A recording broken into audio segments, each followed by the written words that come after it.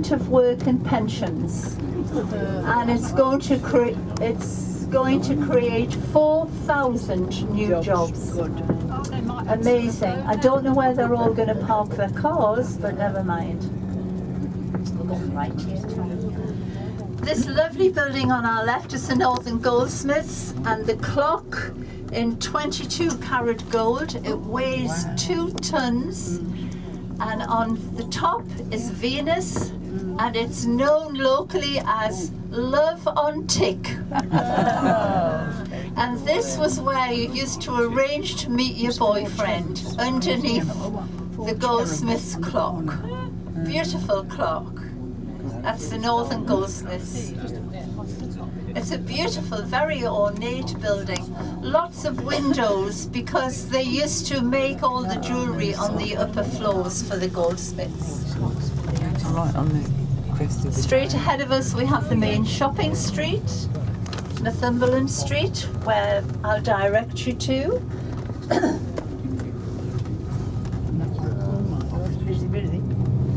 It's going to be an absolutely huge development, this on our right hand side, but very welcome employment. People will be moving from all over the country to work here, as well as lots of new jobs. The left hand side now, the glass building, is our new library. It's a 24-hour library. On the other side of the street we have the Lane Art Gallery. This is where we are going to drop you off, okay? But we'll give you instructions. Now the library is a 24-hour library, and the reason for that is because we are a university city. So you can go online, order your book, they give you a password, and you can come here just like you get money out of a bank machine. You can get a book. You put your password in and out pops the book you've ordered online. So if you're cramming for exams or you're an insomniac, you can come and get a book 24 hours a day. It's amazing. At a time when libraries in the suburbs have all been closed, or the majority of them have been closed due to cuts.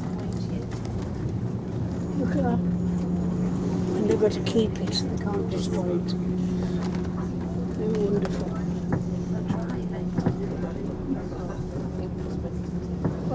Okay, you get an idea of the scale of this, how this building is going to be.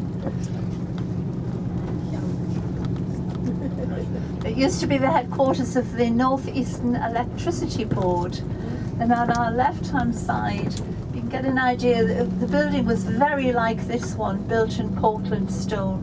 This used to be the police station and the magistrates' courts, but they've moved now and it's going to be a hotel and bars and restaurants now. Straight ahead.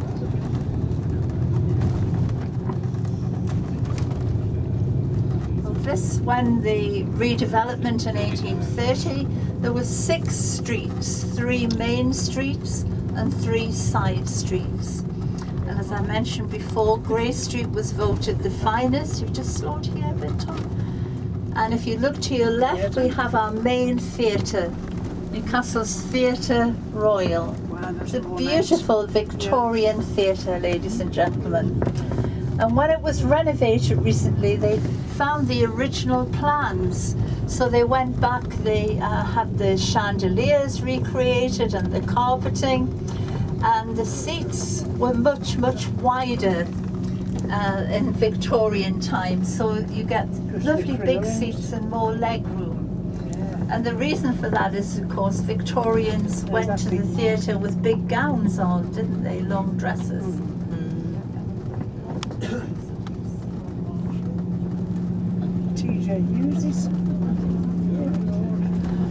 Now we have a going on the south side of the river at the moment. We have a strike, a bus strike, public transport, nothing at all for 6 days. No public transport into Newcastle from where I live on the south of the river right out into Durham, there are no buses at all, but the Newcastle buses are still running.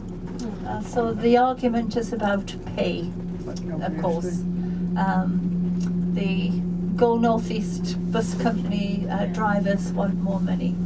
So very difficult for people to get into work if they work in the city for all of this week.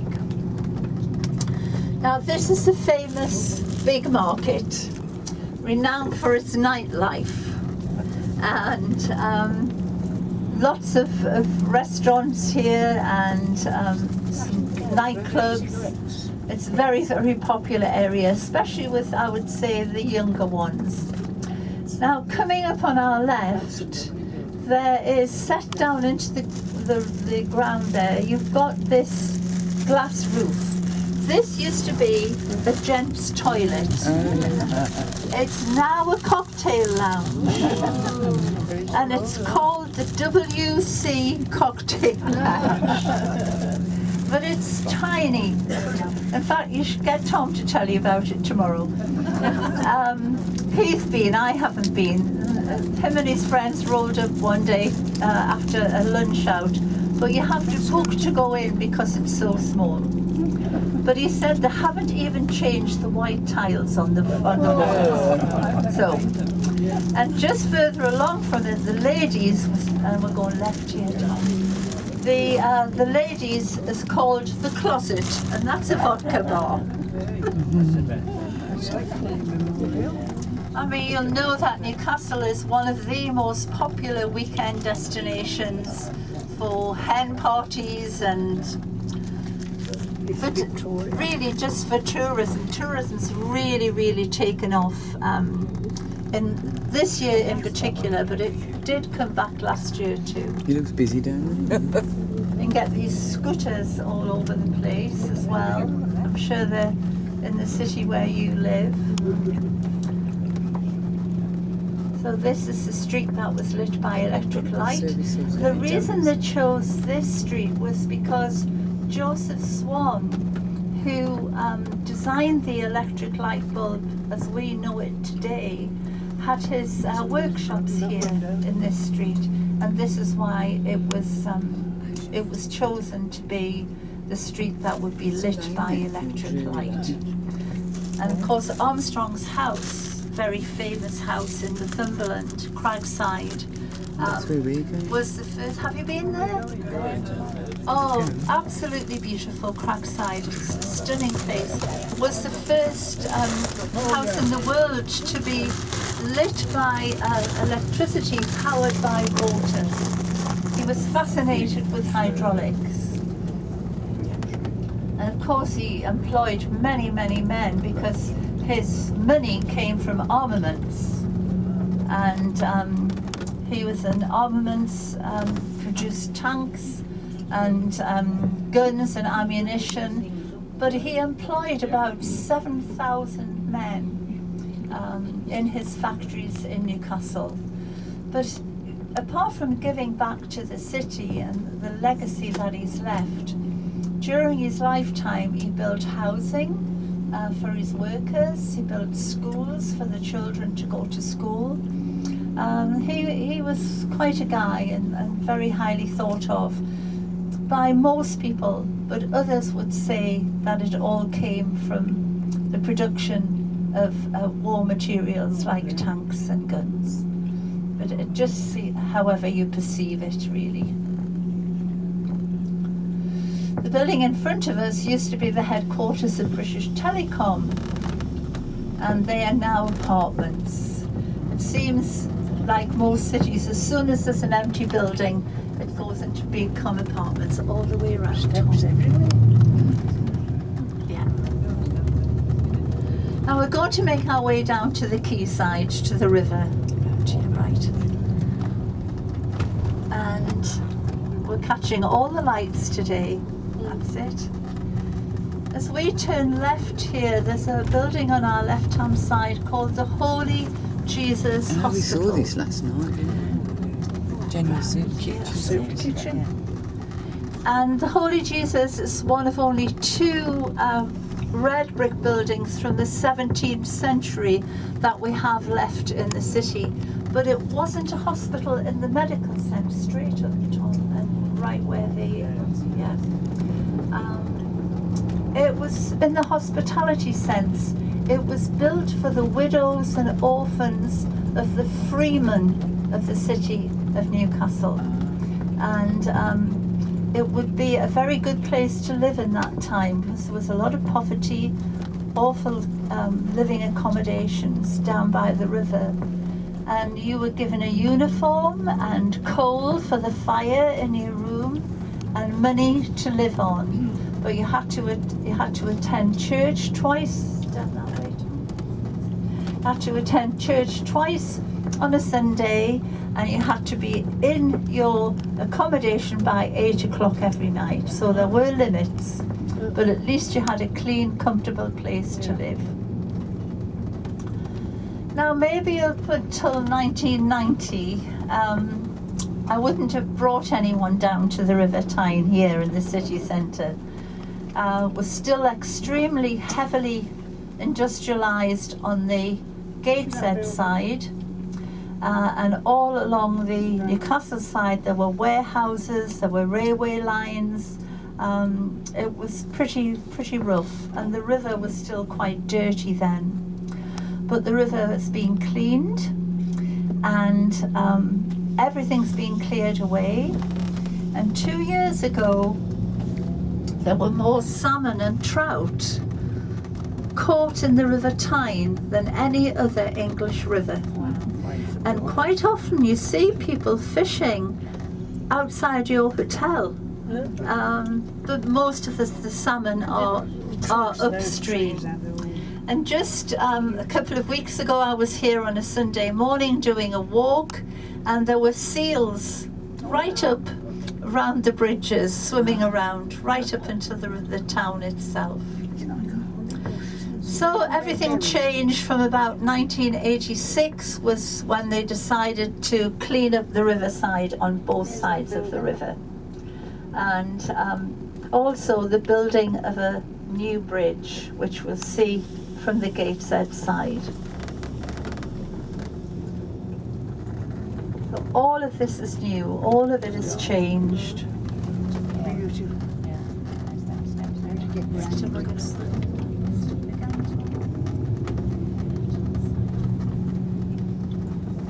If you look to the front, look at that fantastic view. You can see 1, 2, 3, 4 bridges ahead of us. The other 2 are out of sight a little bit further down if you can, Tom, so we can all see this building. And the Tyne Bridge at the moment, the first bridge is currently being repaired, and it's going to be painted, and it's going to take 4 years to complete. Right, look to the other side of the river, and you can see a building. It's a music centre on the other side. It was called Sage, yes, but 3 weeks ago a new name was given to it, God knows why. It's now called the Glasshouse International Music Centre. Well, before this it was called Sage. Now Sage are a computer software company based here in Newcastle who gave £11 million to have the building named after them. It was designed by Sir Norman Foster, the very famous architect, and he said this was one of his most difficult challenges, and that was because of the steepness of the riverbank going down to the river itself. There are 3 theatres inside. The largest one sits 1,400 people, the next one 600, and the smaller one 200. And the reason for that is that Gateshead Council, who owned the building at that time, wanted all types of music to be enjoyed. And you know, if you go to an event and it's a big theatre and there's only half capacity, you don't have the atmosphere. So depending on how many tickets are sold depends on which theatre you go into. All three theatres are round. Everything inside is wood, and that's to allow the music to flow.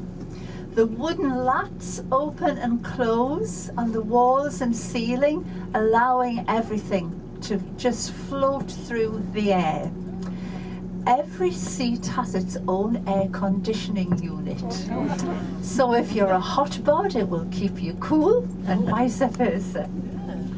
Now, when the theatres opened, Tom and I were lucky enough to have tickets to go and see Jose Carreras, the Spanish tenor. And after his first song, he stood. It seemed like ages, but then he said, "Wow, this is amazing.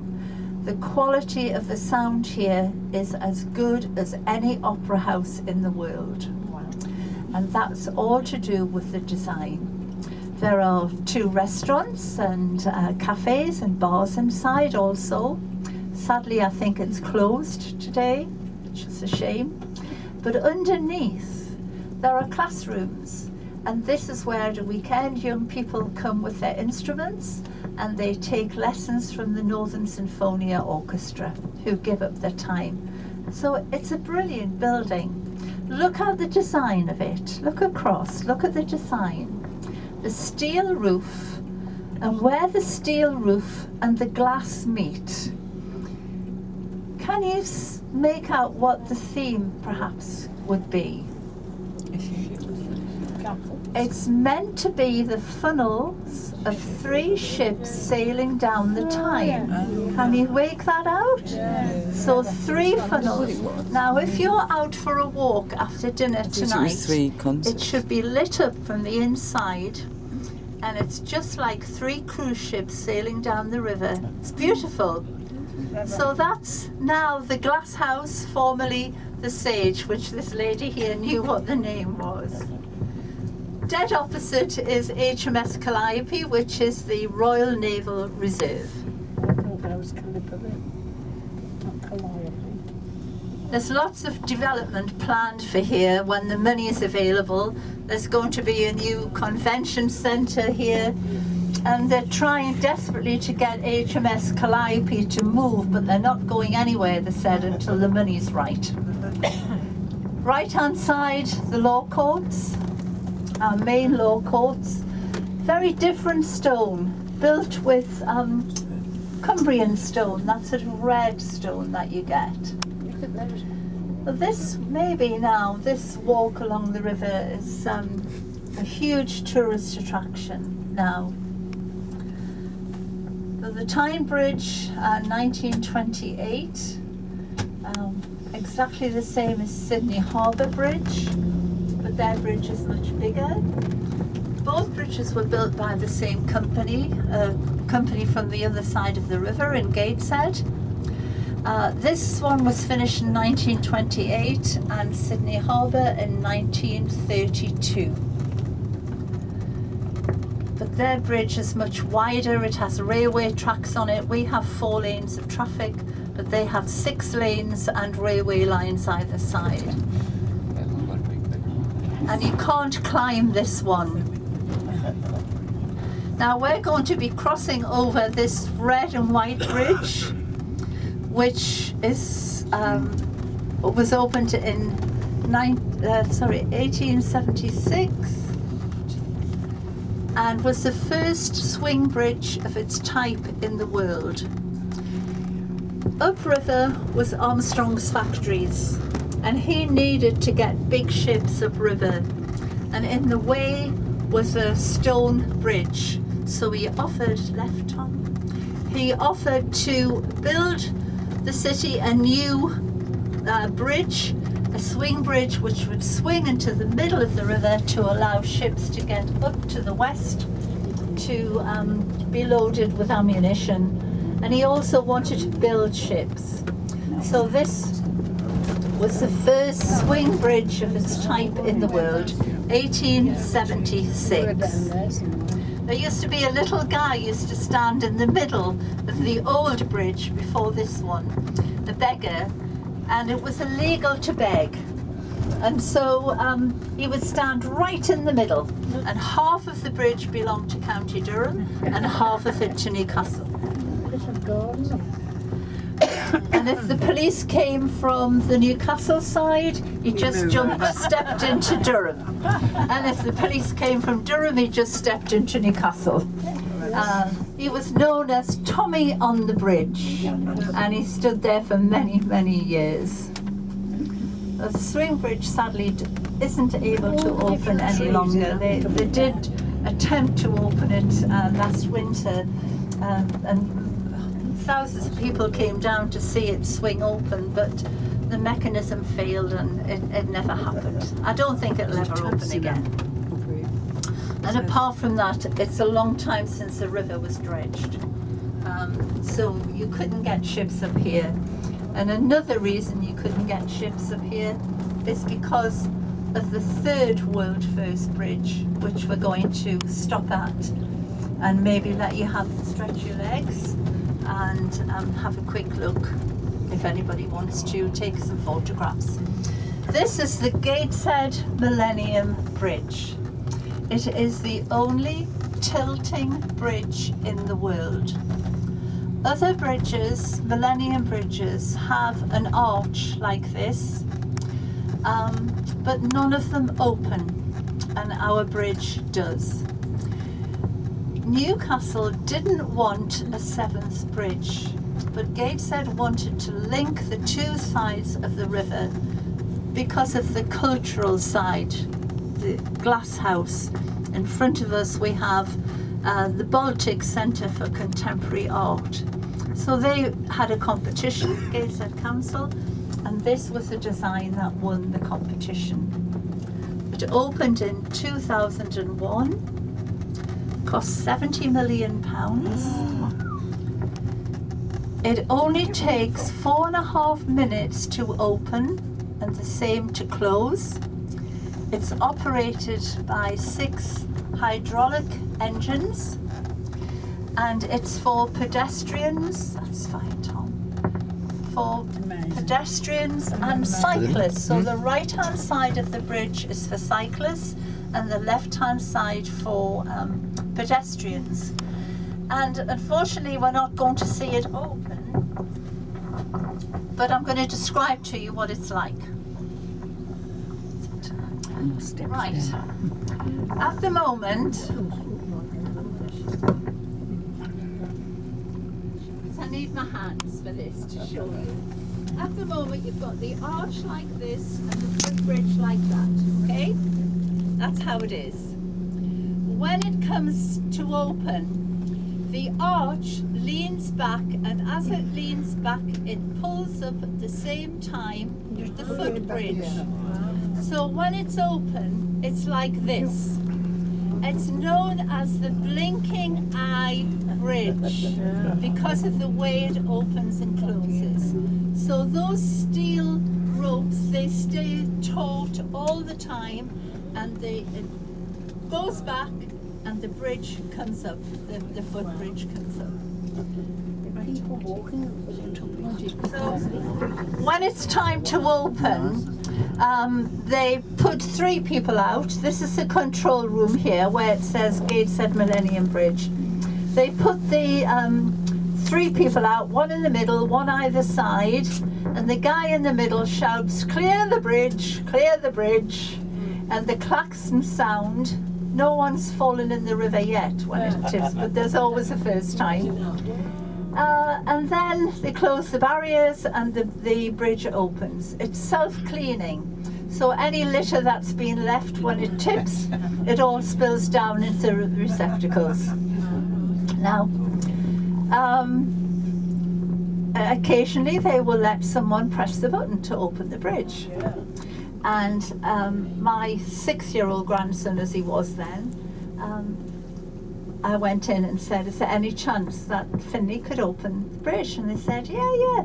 So they gave him a Viz jacket, took him into the middle, he shouted, "Clear the bridge," and then they brought him back and he pressed the button to open the Millennium Bridge, which he was thrilled about. A few days later, I had a coach full of American visitors who were on a cruise ship, because we got loads of cruise ships now in the Tyne. And I was saying to them that maybe if you go and ask, they may allow you to open the bridge. So this lady pushed past me like a flash, straight in there, and she was allowed to press the button and open the bridge.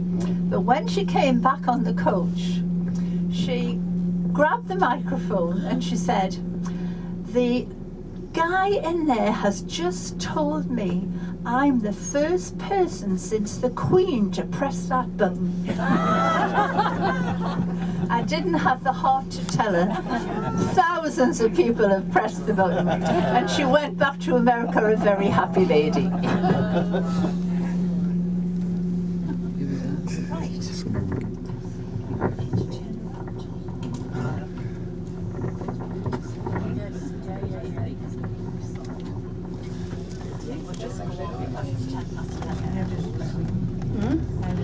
The building in front of us is Baltic. It's a centre for contemporary art.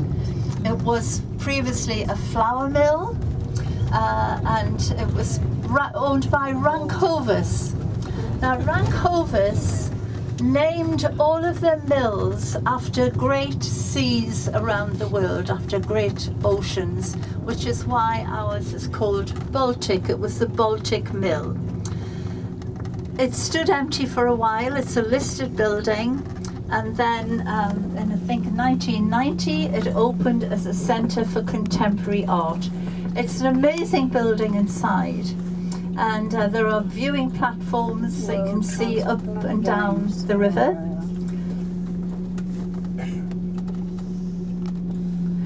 But the first time that I visited, one of the floors, there was an exhibition, and I looked around and I couldn't see anything, and I picked up the literature, and the exhibit was one dandelion sticking out of the floorboards. That was it. And I didn't get it, ladies and gentlemen. I still don't get it. So the whole floor was taken up by a dandelion. So there you go. You all right, John? Yeah, the wheel's just locked sometimes. So we're going to make our way back. We're in Gateshead now. Gateshead is a town on the south side of the river.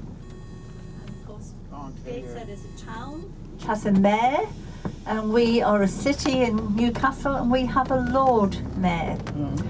The population in Gateshead's about 200,000.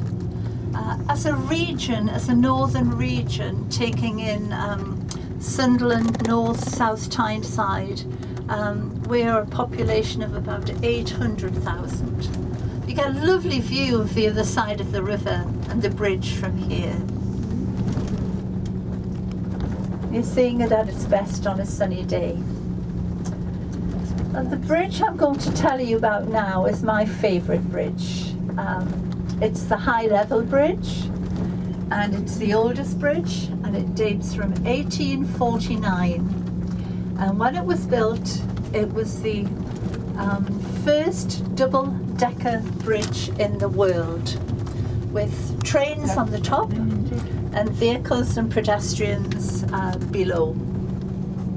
When it was built, it cost £500,000, which Newcastle and Gateshead felt was a huge amount of money, but we needed another bridge at high level for the railway station and for shipping and everything else.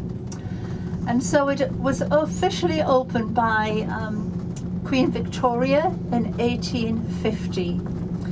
And when she came, she was expected to get off the train. She'd been to Scotland. She was expected to get off the train, declare the bridge open, and then attend a big lunch.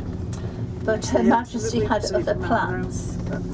And instead of getting off the train, she had the train stop in the middle of the bridge, popped her head out of the window, and declared the bridge open. Well, there was great consternation about this, but the most important thing was, what do we do with the lunch? And they decided in true Geordie fashion to go ahead and have the lunch. However, someone sent the bill to Buckingham Palace and Her Majesty was not amused. So every time she came across the high level bridge to and from Scotland, she had the blinds pulled down on the train so she wouldn't have to look at that awful place, Newcastle. And then when she passed away, okay Tom, fine, yeah. When she passed away, every building in the in the Commonwealth, which had her name, and we have the Royal Victoria Infirmary, were left something belonging to the Queen. And Newcastle were given 2 pairs of her bloomers. So it was knickers to Newcastle, and they're still on display in a case in the hospital. And I can tell you, ladies and gentlemen, they are enormous. Enormous. So that's the high level bridge on our left. The blue bridge is the Metro Bridge. The bridge beyond that is the Edward VII, which is the main railway bridge in and out of the city. And beyond that we have a commuter bridge. So 7 bridges within a quarter of a mile. And all the way round and back down here on the riverside. And I said I would tell you about the building which is now the home of English heritage, Bessie Surtees house. And Bessie Surtees was a beautiful young girl. She came from a very wealthy family. Her father opened the second bank here in Newcastle. She was 18 and she was madly in love with a young boy along the quay. But her father wasn't very happy and he wanted her to marry one of his friends, except she was 18 and the friend was 64. So the young couple were having none of it. Left again. And the young couple were having none of it, so in the night John Scott, the boyfriend, brought a ladder up to the window. There's actually a crest there which tells you the date that they eloped, 1771 I think it was, and the 2 of them eloped off to Scotland. And then they were married in Scotland, but eventually after about 6 months they came back to Newcastle. They were reunited with their families. They had their marriage blessed in St Nicholas's Cathedral. But he didn't turn out to be a bad son-in-law because he became a lawyer. And then he went on to become the highest lawyer in the land. And so he had a very successful life. And they went on to have 11 children. His brother was also a lawyer. And he became the King's Advocate General. And the private lawyer of the King.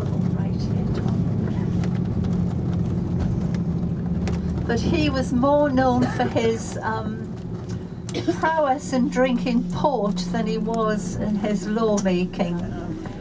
And so we have Chinatown here in Newcastle is called Stowell Street, and that was after the Lord Stowell, who became the King's Advocate.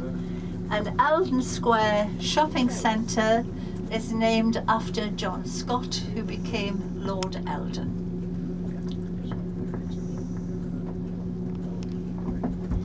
Now, where we're going to drop you is very easy to get into the centre. It's very level also. There are no public toilets in Newcastle. But all of the department stores have facilities.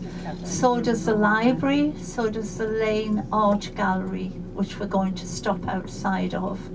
You can go into any pubs or cafes, whatever, and use the toilets. It's quite accepted.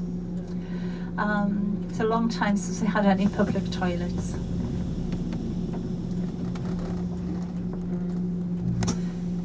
And so when we drop you, Tom will tell you what's going to happen after that when we stop. But I hope you enjoy your afternoon in the city. The shops are brilliant here. There's some great pubs which do very nice food. There are lots of very good restaurants. You might want to go into the indoor market, the Granger Market. Now there's a cafe in there. It's got a strange name, something like Cat something. I just can't think of it. And it says apparently the best cakes in Newcastle are there, if you just want a coffee and a cake. But inside the market there are lots of different types of little cafes. It's really, really worth going in and having a look. When I was a little girl, it was primarily fish and meat, poultry, Another hill. but that's changed because you can pretty much get anything there now. And it has in it a weigh house. And the weigh house, there's a weigh house in every market. And it was primarily for the butchers to be able to take the meat to be weighed so that they could say how much they were going to charge per pound. But of course butchers don't do that now.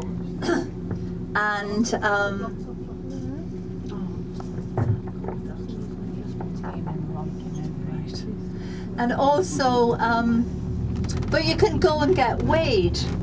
Now when I was little, you used to sit on the scale and it was a penny to get weighed, but they used to shout your weight out. So everybody knew what everybody weighed. However, you can go in now and get weighed, and I think it costs 50 pence, but you get a ticket with your weight on, so you're not embarrassed about your weight. And you know, on a Saturday, it's not unusual for at least 500 people to go in there and get weighed, because they're said to be the most accurate scales in Newcastle. Some people even take their holiday luggage in to make sure that they're not overweight for the holidays. Going straight out. That's it. So if you want to go to the weigh house, it's great. When the market opened in 1835, in the great hall inside the market, they had a huge banquet, and 3,000 people were invited. But they were all men, off to the left, that's it. They were all men, and the women complained, so they said, well, okay. So what they did, they built a balcony at either end of the hall and invited the ladies to come and sit and watch the men eat and drink and have a good time. Can you imagine? And inside the weigh house there's a painting of it. You see all of these women in their bonnets and all of these 3,000 men sat having a brilliant dinner. And then what they found out afterwards, that only about 20% of the men had actually paid to go, so it was a huge loss-making event. That crane's working and waits to slow down. Now, when we stop, if you want to have a walk back up to the Haymarket and look at the response, it's just straight up the street here. There's trees at the top, and that's where it is. So we're stopping here on our left-hand side. To get to the centre of the city, you need to cross the road here. Just walk along to your right-hand side, just past the library here on your right. Just walk along. The first street that you come to is Northumberland Street, and that is the main shopping street, okay? You walk up the street and there's an entrance to Eldon Square, which is next to Marks and Spencer's. If you want to go along and look at the Granger Market, you don't turn right into Northumberland Street, you walk straight on till you come to Gray's Monument, and then the street splits into two. take the right-hand street, and you can go in the first street. You'll see all of the different entrances into the market. If you are going to walk back to the hotel yourselves, you still need to go to the Grace Monument, okay? And you just keep on walking all the way down, straight ahead of you, past the Theatre Royal, all the way down, and you'll come to the river, okay? It's a straight road all the way down. I hope you've enjoyed it. I hope you have a lovely afternoon in Newcastle. The Maynard Gallery is brilliant. It has a nice cafe in there. It has toilets in there. Thanks very much. Yeah, big round of applause for Gwen. Thank you for that, Gwen. Okay, so if anyone's got any questions for Gwen, she'll be outside the front. I'm sure you want to, if you want to speak to Gwen or thank her individually, she'll be out the front. Obviously, for those that are wanting a lift back, if I can just have your attention for 2 minutes, that'll be very much appreciated. Thank you. If you are wanting a lift back to the hotel, that's no issue. I will be here for slap bang dead on 4 o'clock. Obviously, if you are here, jump on. If you're late, obviously I'm going to be gone because we can't wait here. If I don't see you, obviously have a great rest of your holiday. If I do see you, no worries, but I won't be obviously here this evening. Obviously you'll have Mike. Just remember that tomorrow you depart at 9 o'clock. Okay? Alright? No worries.